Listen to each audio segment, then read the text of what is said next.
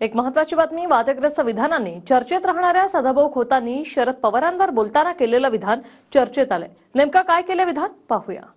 जेवढा भ्रष्टाचार करता येईल तेवढा पवारांच्या गड्याने केला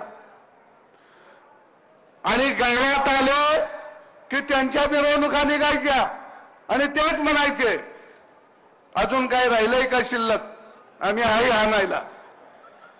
आणि त्यांच्या पायावर घागरीनं पाणी ओतलं जायचं।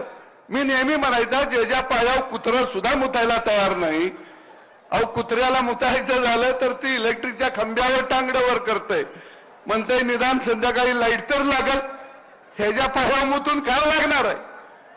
ते जे म्हणले नेमकं त्यातला कुत्रा कोण आहे, तर सदाभाऊ खोतच आहेत का?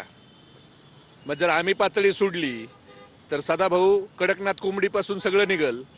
राजू शेट्टीला च्या जीवावर मोठे झालेले सदाभाऊ खोत, राजू शेट्टीची करंगुळी धरून तुम्ही आला आणि त्या राजू शेट्टींनी तुम्हाला विधान परिषद राज्यमंत्री करायला लावलं आणि नंतर देवेंद्र फडणवीसांच्या नादी लागून त्याच राजू शेट्टीच्या पाठीत तुम्ही सुरा खोपसला।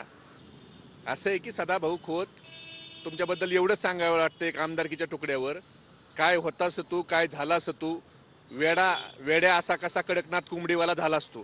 त्या हॉटेलवाल्याची बिलं द्या आणि मग पवार साहेबांवर बोला, हॉटेलवाली बिलासाठी तुम्हाला अडवतायत।